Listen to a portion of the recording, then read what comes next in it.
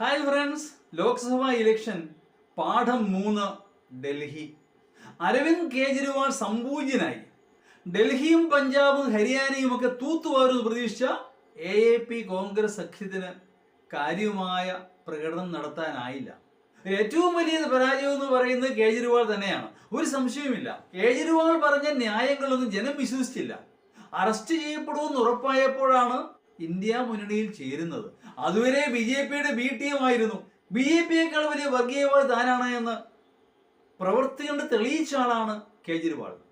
അണ്ണാ ഹസാരെയുടെ അഴിമതി വിരുദ്ധ പോരാട്ടത്തെ ഹൈജാക്ക് ചെയ്ത് ഒരു പുതിയ പ്രസ്ഥാനം തുടങ്ങിയതാണ് AAP അല്ലെങ്കിൽ ആം ആദ്മി പാർട്ടി. അന്ന് മുതൽ ഇങ്ങോട്ട് കാപട്യം നിറഞ്ഞതായിരുന്നു അദ്ദേഹത്തിന്റെ പല പ്രസ്താവനകളും.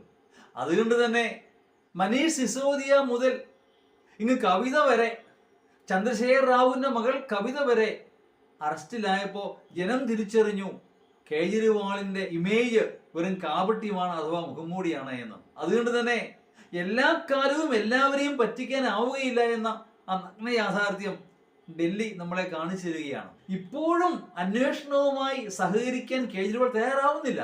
അകത്തായ കേജ്രിവാൾ സത്യം പുറത്തു പറയാതെ പുറത്തു വരുമെന്ന് ഞാൻ കരുതുന്നില്ല.